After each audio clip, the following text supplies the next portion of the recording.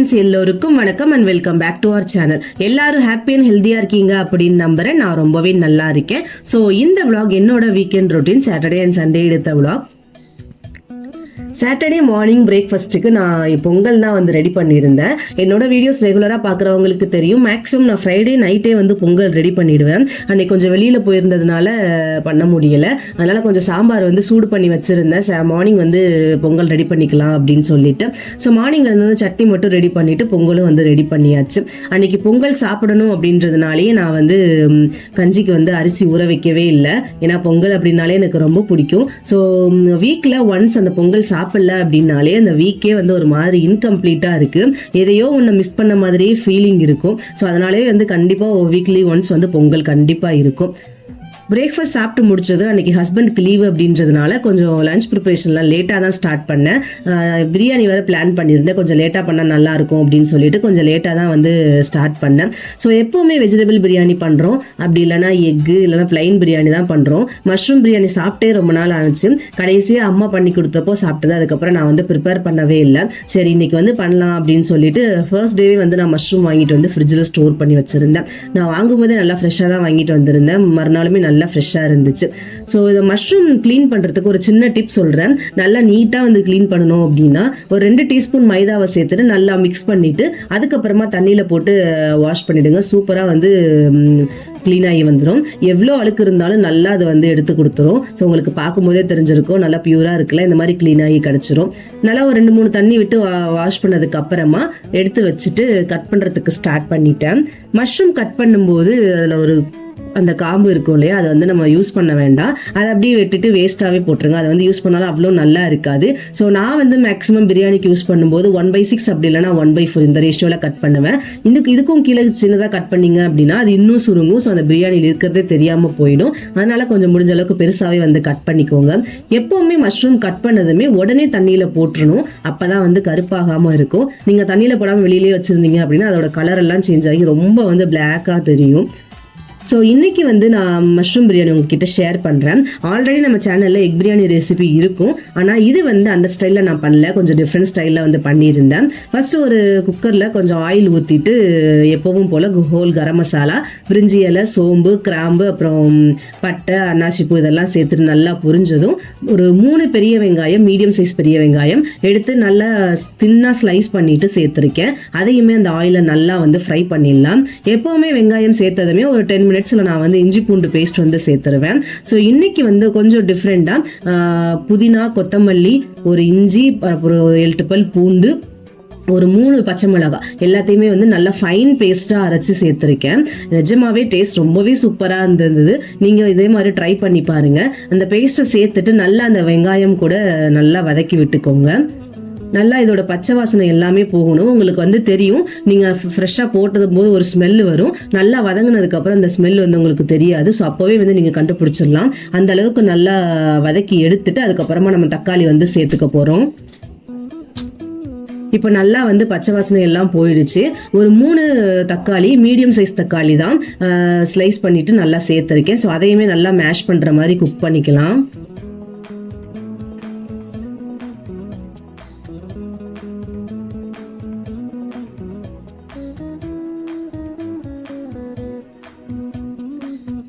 இந்த ஸ்டேஜில் பார்த்தீங்கன்னா நல்லா தெரிஞ்சிருக்கும், தக்காளி நல்லா வந்து மேஷ் ஆகி வந்துருச்சு. அதுக்கப்புறமா நம்ம கட் பண்ணி வச்சுருக்கோம் இல்லையா மஷ்ரூம், இப்போ தண்ணியில் போட்டதுனால உங்களுக்கு அந்த கலர் சேஞ்ச் ஆகவே இல்லை. இதுவே இப்படியே விட்டுட்டீங்க அப்படின்னா நல்லா பிளாக்காக மாறிடும். ஸோ எப்போவுமே கட் பண்ண உடனே தண்ணியில் வந்து போட்டுருங்க. மஷ்ரூம் சேர்த்ததும் எல்லாமே வந்து ஒன்றுமே இல்லாத மாதிரி இருக்கும், ரொம்ப ட்ரையாக தெரியும். ஆனால் ஒரு 5 மினிட்ஸ்க்கு அப்புறம் நல்லா தண்ணி விட ஆரம்பிச்சிடும். அந்த மஷ்ரூம் வந்து இருக்கிறதே தெரியாத அளவுக்கு போயிடும். அதுக்காக தான் சொன்னேன், கொஞ்சம் பிரியாணியில் போடும்போது கொஞ்சம் பெருசாகவே கட் பண்ணிக்கோங்க. குட்டி குட்டியாக கட் பண்ணிட்டீங்க அப்படின்னா அது சுத்தமாக இருக்கிறதே தெரியாம போயிடும். ஸோ இப்போ நல்லா மிக்ஸ் பண்ணி விட்டதுக்கு அப்புறமா நம்ம மஞ்சள் தூள், உப்பு இதெல்லாம் சேர்த்துக்கலாம். ஒரு 1/2 டீஸ்பூன் அளவுக்கு மஞ்சள் சேர்த்துருக்கேன். அதுக்கு தேவையான அளவு உப்பு சேர்த்துட்டு நல்லா மிக்ஸ் பண்ணி விட்டுக்கோங்க. இது அப்படியே 5 மினிட்ஸ் அப்படியே விட்டுட்டீங்க அப்படின்னா சூப்பராக வந்து தண்ணி விட்டு வந்துடும். ஏன்னா மஷ்ரூம் நல்லா தண்ணி விடும். நார்மலாகவே வந்து நம்ம எடுத்து கட் பண்ணி வச்சோம் அப்படின்னாலே தண்ணி விட ஆரம்பிச்சிடும். அதுவும் குக் பண்ணும்போது நிறையவே தண்ணி விட்டுருக்கும். இப்போ பார்த்தீங்கனாலே தெரிஞ்சிருக்கும், ஒரு 1/2 டம்ளர் அளவுக்கு தண்ணி வந்து வெளியில் வந்துருச்சு. இப்போ வந்து நான் ஒரு 2 டீஸ்பூன் அளவுக்கு சில்லி பவுடர் மட்டும் சேர்த்துட்டு நல்லா வந்து மிக்ஸ் பண்ணுறேன். இப்போ சில்லி பவுடர் சேர்த்து ஒரு கொதி வரட்டும். அந்த எண்ணெய் எல்லாம் மேலே பிரிஞ்சு வந்ததுக்கப்புறமா நான் தயிர் வந்து சேர்த்துக்கிறேன். இன்னைக்கு தயிர் வந்து நான் எப்போவுமே ஒரு 35 மேலே சேர்ப்பேன். இந்த டைம் வந்து 25 கிட்ட தான் சேர்த்துருக்கேன். ஏன் அப்படின்னா நம்ம கடைசியாக வந்து லெமன் வந்து புளிஞ்சு விட போகிறோம். அதனால ரொம்ப புளிப்பாயிடும் அப்படின்றதுனால ஒரு 25 கிராம் தயிர் சேர்த்துட்டு நல்லா வந்து மிக்ஸ் பண்ணி விட்டாச்சு. இப்போ இதுக்கு தண்ணி ரேஷியோ என்ன அப்படின்னா அஸ் யூஷுவல் 1க்கு 1.25 தான். ஆனால் இன்னைக்கு வந்து நம்ம மஷ்ரூம் நிறையவே தண்ணி விட்டுருக்கு அப்படின்றதுனால நம்ம வந்து 2 டம்ளர் அரிசி எடுத்திருந்தேன். மொத்தமே அதுக்கு நான் 2.25 தான் வந்து ஊற்றியிருந்தேன். எப்போவுமே வந்து 2.5 டம்ளர் கொஞ்சம் 1/4 டம்ளர் கம்மியாக தான் ஊற்றிருந்தேன். ஏன்னா ஆல்ரெடி தண்ணி இருக்குது அப்படின்றதுனால. இப்போ தண்ணி ஊற்றி நல்லா கொதிச்சதும் 1/2 அன் ஹவர் அலசி ஊற வச்ச பாசுமதி அரிசி இது எல்லாத்தையுமே சேர்த்துட்டு நல்லா ஜென்டலாக வந்து மிக்ஸ் பண்ணுங்க. அரிசி போட்டதுமே மிக்ஸ் பண்ணாதீங்க. கொஞ்ச நேரம் கழிச்சு வந்து மிக்ஸ் பண்ணுங்க. ஃபைனலாக அது ஒரு கொதி வந்ததும் ஒரு 4 டீஸ்பூன் லெமன் வந்து பிழிஞ்சு விட்டுருக்கேன். ரொம்ப பிழிஞ்சிடாதீங்க அண்ட் விதையும் உள்ளே விழுந்துக்காமல் பார்த்துக்கோங்க. ஸோ அதனால் 4 டீஸ்பூன் பிழிஞ்சு விட்டுட்டு ஜென்டலாக மிக்ஸ் பண்ணி விட்டுட்டு ஒரு குக்கரை வந்து மூடிட்டேன். ஸோ குக்கரில் ஒரு 2 விசில் விட்டு எடுத்தீங்க அப்படின்னா நல்லா உதிரியாக சூப்பரான பிரியாணி வந்து கிடச்சிடும். நீங்கள் மஷ்ரூம் பண்ணும்போது எப்போவுமே தண்ணியோட லெவலை வந்து பார்த்து தான் வந்து இருக்கணும். அப்படி இல்லை அப்படின்னா அதில் இருக்கிற தண்ணியும் நம்ம எக்ஸ்ட்ரா ஊற்றுற தண்ணியும் சேர்ந்து பிரியாணியை ரொம்பவே குழச்சி விட்டுரும். அதனால் வந்து பார்த்தே தண்ணி ஊற்றிக்கோங்க. ஃபைனலாக பிரியாணி வந்து ரெடி ஆகிடுச்சு. அஸ் யூஷுவல் நான் எப்போவுமே சொல்கிறது 1 டீஸ்பூன் நெய் சேர்த்துட்டு தம் உடைச்சி விடுங்க, நல்லாயிருக்கும். ஸோ தம் உடைக்கும் போதுமே சரி ரொம்ப கேர்ஃபுல்லாக ரொம்ப ஜென்டலாக வந்து பண்ணுங்கள். எதையுமே வந்து கடகடன்னு பண்ணிங்க அப்படின்னா நல்லா குழஞ்சு போயிடும். நமக்கு உதிரியாக ரெடி ஆச்சுனாலும் கூட நம்ம கிளறும் போது ரொம்ப ஃபோர்ஸாக பண்ணிட்டோம் அப்படின்னா அந்த டைம்லேயே அது வந்து தக்காளி சாதம் மாதிரி ஆகிடும். ஸோ இப்போ நல்லா உதிரியாக கிடச்சிருக்கு இல்லையா? இதே மாதிரி நீங்களும் உங்கள் வீட்டில் வந்து ட்ரை பண்ணி பாருங்கள். நான் சொன்ன மெஷர்மெண்ட் ரேஷியோ எல்லாமே சேஞ்ச் பண்ணாமல் கண்டிப்பாக உங்களுக்கும் சூப்பரான பிரியாணி வந்து கிடச்சிரும். ஸோ பிரியாணி வந்து சாப்பிட்டு முடிச்சதுக்கு அப்புறமா இன்னைக்கு வந்து அப்பா வந்து சீம்பால் கொடுத்துருந்தாங்க. அங்கே வந்து கண்ணுக்குட்டி போயிருக்கு அப்படின்னு சொல்லிட்டு. ஸோ நான் போய் மார்னிங்கே நாங்கள் 3 பேருமே போய் வாங்கிட்டு வந்திருந்தோம். ஸோ எனக்கு என்னாச்சு அப்படின்னா சீம்பால் வந்து எப்போவுமே அந்த பால்கோவா மாதிரி வரும். அது மாதிரி வரும் அப்படின்னு தான் நினச்சி நானும் ஆசையாக ஏலக்காய்லாம் தட்டி போட்டு வெல்லம்லாம் போட்டு நல்லா உட்காந்து நின்று காய்ச்சிட்டே இருந்தேன். ஆனால் கடைசி வரைக்கும் அந்த பால்கோவா வரவே இல்லை. ஏன்னு தெரில, அது தண்ணியாக தான் இருந்துச்சு. அங்கே கேட்கும்போதும் தெரியல, ஃபர்ஸ்ட் டே வந்தது செகண்ட் டே வரல அப்படின்ட்டாங்க. ரொம்ப டிசப்பாயின்மெண்ட். சரி அதுக்கப்புறம் என்ன பண்ணுறது, கொஞ்சமாக வந்து சேர்ந்துருந்தது. சரி அதை மட்டுமாவது வச்சு அட்ஜஸ்ட் பண்ணிக்கலாம் அப்படின்னு சொல்லிட்டு அதை தான் வந்து குடிச்சிட்டு இருந்தேன். பட் எனக்கு அந்த மாதிரி எடுத்துக்கிட்டேன் அப்படின்னாலே எனக்கு சுத்தமாக பிடிக்காது. அன்னைக்கு அவ்வளோ பால் வந்து வேஸ்ட் ஆகிடக்கூடாது அப்படின்றதுனால அட்ஜஸ்ட் பண்ணி வந்து குடிச்சு முடிச்சாச்சு. குடிச்சு முடிச்சதும் லஞ்ச் எல்லாம் சாப்பிட்டுட்டு கொஞ்ச நேரம் ரெஸ்ட் எடுத்துட்டு பாத்திரம் எல்லாமே வாஷ் பண்ணி வச்சுட்டு போயிருந்தேன். எதுவுமே வந்து எடுத்து வைக்கல, ரொம்ப டயர்டாக இருந்துச்சு அப்படின்னு சொல்லிட்டு கொஞ்ச நேரம் இருந்துட்டு வந்து எடுத்து வைக்கலாம் அப்படின்னு சொல்லிட்டு பாப்பா கூட கொஞ்ச நேரம் விளையாடிட்டு அதுக்கப்புறமா வந்து எடுத்து வைக்கிறதுக்கு ஸ்டார்ட் பண்ணிட்டேன். ஸோ அன்றைக்கி கிச்சன் ரொம்பவே வந்து மெஸ்ஸியாக இருந்தது. க்ளீன் பண்ணி விட்டுடலாம், ஸ்டவ் வந்து க்ளீன் பண்ணணும், அலசி விடணும் அப்படின்னு சொல்லிட்டு நினச்சிட்டு இருந்தேன். அதே டைமில் அந்த உப்பு ஜாடி எல்லாமே வந்து காலி ஆகிடுச்சு. அதை ஃபஸ்ட்டு மாற்றிட்டு வாஷ் பண்ணி வச்சிட்டோம் அப்படின்னா ஃபஸ்ட் அது வந்து காஞ்சிரும். நம்ம அந்த கிச்சனை க்ளீன் பண்ணுறதுக்குள்ளே நமக்கு இது வந்து ஈஸியாக இருக்கும். நான் எப்போவுமே ஒவ்வொரு டைமும் வந்து உப்பு மாற்றும் போது கரெக்டாக அது எல்லாத்தையும் காலியாகும் போது ஒரு பாத்திரத்தில் மாற்றி வச்சுட்டு அதை நல்லா வாஷ் பண்ணி வெயிலில் காய வச்சுட்டு அதுக்கப்புறமா தான் உப்பு மாற்றுவேன். ஸோ நீங்களும் இதே மாதிரி ட்ரை பண்ணி பாருங்கள். உப்பு அந்த மாதிரி இருந்துச்சு அப்படின்னா நல்லா கெட்டியாக சேராமல் இருக்கும். நம்ம வந்து உப்பு வந்து கொஞ்சம் தண்ணி விடும், கிறிஸ்டல்லாம் வந்து கொஞ்சம் தண்ணி விடுறதுக்கு ஸ்டார்ட் பண்ணும். அப்படியே ஃப்ரெஷ்ஷாக இன்னொரு பேட்ச் போட்டோம் அப்படின்னா கண்டிப்பாக வந்து கெட்டு போயிடும். ஸோ ஒர்க்கெல்லாம் முடிச்சுட்டு அதுக்கப்புறம் நான் விலாக் எடுக்கவே இல்லை, டைரெக்டாக வந்து நைட்டு தான் எடுத்தேன். ஏன்னா பாப்பாக்கு அன்றைக்கி கொஞ்சம் உடம்பு சரியில்லை அப்படின்றதுனால கொஞ்சம் ஹாஸ்பிட்டல் வரைக்கும் போக வேண்டியது இருந்தது. சரி போயிட்டு ரிட்டன் வரும்போது லேட் ஆகிடுச்சு. அதனால வந்து சாப்பாடு மட்டும் வைக்க சொல்லியிருந்தோம். பாப்பாவுக்கு ரசம் சாதம் மட்டும்தான் சாப்பிட முடிஞ்சது அப்படின்றதுனால சாப்பாடு மட்டும்தான் வைக்க சொல்லியிருந்தோம். வரும்போது வந்து கடையிலேருந்து கிரேவி எல்லாம் வாங்கிட்டு வந்திருந்தோம். வந்துட்டு ஒரு ஆம்லேட் மட்டும் போட்டுட்டு சாப்பிட்டாச்சு. ஸோ சாப்பாடு வச்சுருந்தாங்க, மதியம் பண்ண பிரியாணி கொஞ்சம் இருந்துச்சு, ஆம்லேட் ரெடி பண்ணியாச்சு. செட்டிநாடு சிக்கன் கிரேவி அப்புறம் பெப்பர் சிக்கன் கிரேவி எல்லாத்தையுமே வாங்கிட்டு வந்திருந்தோம். அதெல்லாம் சாப்பிட்டு முடிச்சுட்டு அன்னைக்கு டே வந்து நல்லாவே கம்ப்ளீட் ஆகிடுச்சு. ஃபைனலாக எல்லா ஒர்க்கும் முடிச்சுட்டு பாத்திரம் எல்லாத்தையும் வாஷ் பண்ணி வச்சுட்டு கிச்சனை நல்லா க்ளீன் பண்ணி விட்டுட்டேன். அது ஃபஸ்ட்டு க்ளீனாக இருந்தால் தான் நமக்கு வந்து பார்க்குறதுக்கு நல்லா இருக்கும். ஸோ எல்லா ஒர்க்குமே முடிச்சுட்டு தூங்கவும் போயாச்சு.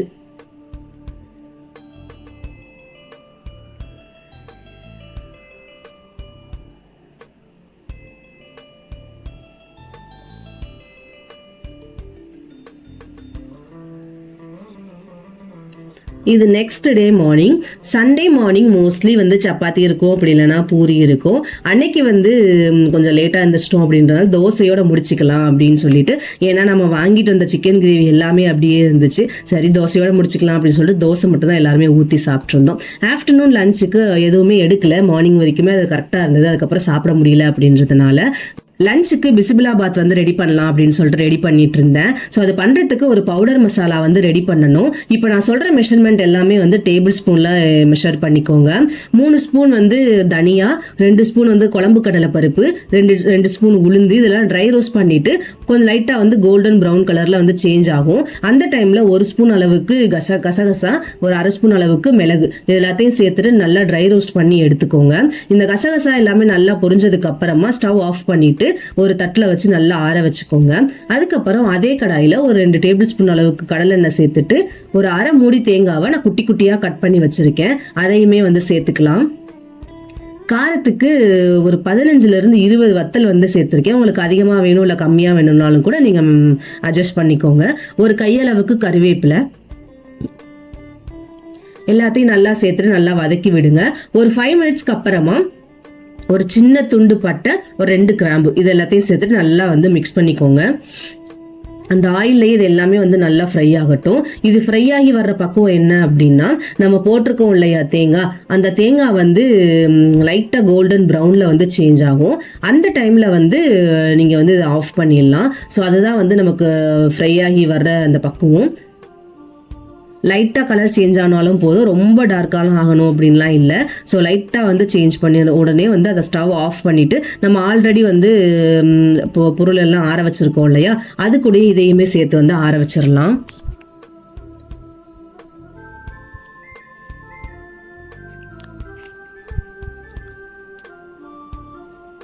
இப்போ சாதம் வடிக்கிறதுக்கு நான் ஒரு 1/2 அன் ஹவர் சாப்பாட்டு அரிசி தான், நார்மல் சாப்பாட்டு அரிசி தான், அரிசி பாதி பருப்பு பாதி, துவரம்பருப்பு வந்து எடுத்திருக்கேன். 1 கிளாஸ் அரிசி அப்படின்னா 1 கிளாஸ் துவரம்பருப்பு, அந்த ரேஷியோட ஒரு 1/2 அன் ஹவர் வந்து ஊற வச்சாச்சு. ஸோ அதை வந்து சேர்த்துட்டு தண்ணியோட மெஷர்மெண்ட் என்ன அப்படின்னா, நான் ஆல்ரெடி பொங்கலுக்கு சொன்ன மாதிரி ஈக்குவல் இப்போ வந்து 1 டம்ளர் அரிசி அப்படின்னா 2 டம்ளர் தண்ணி ஊற்றிட்டு எக்ஸ்ட்ராவாக ஒரு 3.5 டம்ளர் வந்து தண்ணி சேர்த்துக்கணும். எவ்வளோ டம்ளர் எடுக்கிறோமோ அவ்வளோ இதுக்கு கரெக்டான தண்ணி ஊற்றிட்டு அதுக்கப்புறமா 3.5 டம்ளர் தண்ணி வந்து சேர்த்துக்கணும். ஸோ சேர்த்துட்டு நமக்கு பிடிச்ச வெஜிடபிள்ஸ் ஏதாச்சும் வந்து ஆட் பண்ணிக்கலாம், ஆட் பண்ணாமலும் கூட இருக்கலாம். நான் அன்னைக்கு வந்து பீன்ஸ் அப்புறம் வந்து கேரட் வந்து ஆட் பண்ணியிருந்தேன். ஸோ உப்பு சேர்த்துக்கோங்க, சாதத்துக்கு தேவையான உப்பு, ஒரு 1/2 டீஸ்பூன் அளவுக்கு மஞ்சள் தூள், ஒரு 2 சிட்டியை வந்து பெருங்காயத்தூள் சேர்த்துட்டு நல்லா மிக்ஸ் பண்ணி விட்டுட்டு ஒரு 6லேருந்து 7 விசில் விட்டு எடுத்துட்டீங்க அப்படின்னா சூப்பராக வந்து குழஞ்சி வந்துடும். ஸோ இப்போ அது சாப்பாடு வெந்துட்டு இருக்கிற கேப்பில் எனக்கு ஃப்ரிட்ஜ் வந்து கொஞ்சம் க்ளீன் பண்ண வேண்டியதாக இருந்தது.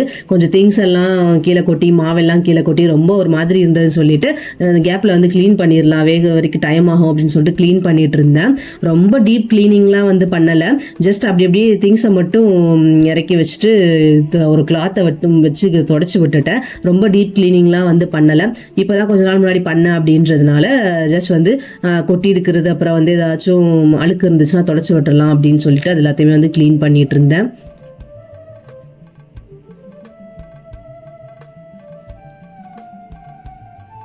ஃப்ரிட்ஜை கூட ஆஃப் பண்ணவே இல்லை, அப்படியே தான் வந்து க்ளீன் பண்ணேன். ஏன்னா டீப் க்ளீனிங் பண்ணோம் அப்படின்னா தான் நம்ம எல்லாத்தையுமே வெளியில் எடுப்போம். அந்த டைமில் வந்து கண்டிப்பாக ஃப்ரிட்ஜை வந்து ஆஃப் பண்ணணும். ஸோ அப்போ தான் வந்து நமக்கு தேவைப்படுமே தவிர இந்த மாதிரி ஜஸ்ட் க்ளீன் பண்ணும்போது ஃப்ரிட்ஜை ஆஃப் பண்ணணும் அப்படின்லாம் இல்லை.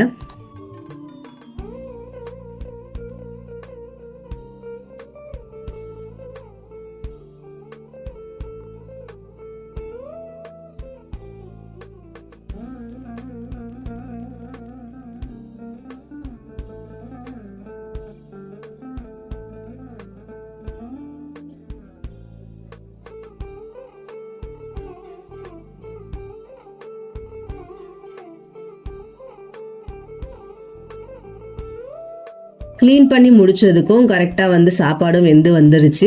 ஸோ பார்த்துறீங்க அப்படின்னா உங்களுக்கு வந்து பார்க்குறதுக்கு வித விதையாக தான் தெரியும். ஆனால் ஒரு ஸ்பூன் நெய் சேர்த்துட்டு அதுக்கப்புறமா நல்லா மிக்ஸ் பண்ணி விடுங்க.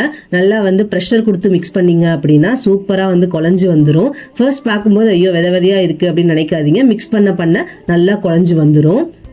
இப்போ இதுக்கு வந்து நம்ம தாளிப்பு கொடுக்கணும். அதுக்கு ஒரு 6 டேபிள் ஸ்பூன் கடலெண்ணெய் சேர்த்துருக்கேன். கடுகு உளுத்தம் பருப்பு நல்லா பொரிஞ்சதும் கறிவேப்பிலை சேர்த்துட்டு ஒரு 4 வத்தல் வந்து கிள்ளி சேர்த்துருக்கேன். ஸோ அந்த கிள்ளி சேர்த்திங்க அப்படின்னா காரம் இன்னும் ஜாஸ்தியாக இருக்கும் அப்படின்றதுனால அந்த மாதிரி சேர்த்துருக்கேன். ஒரு லெமன் சைஸ் அளவுக்கு புளியை வந்து ஒரு 1/2 hour ஊற வச்சுட்டு அந்த தண்ணியை மட்டும் எடுத்துட்டு சேர்த்துருக்கேன். ஸோ ஒரு 1/2 டீஸ்பூன் அளவுக்கு மஞ்சள், ஒரு 1/4 டீஸ்பூன் அளவுக்கு உப்பு. ஏன்னா நம்ம சாதத்தில் ஆல்ரெடி சேர்த்துருக்கோம். ஜஸ்ட் இந்த புளிக்கரைசலுக்கு மட்டும் உப்பு சேர்த்துட்டு நல்லா வந்து கொதி வரட்டும். ஸோ இந்த கொதியெல்லாம் வந்து அந்த புளியோட வாசனை எல்லாம் போனதுக்கு அப்புறமா நம்ம அகெயின் அந்த குக்கரை வந்து ஸ்டவ்ல வச்சுட்டு இப்போ நம்ம ரெடி பண்ணி வச்சிருக்கோம் இல்லையா தாளிப்பு, அதை வந்து இதில் வந்து கொட்டிக்கலாம்.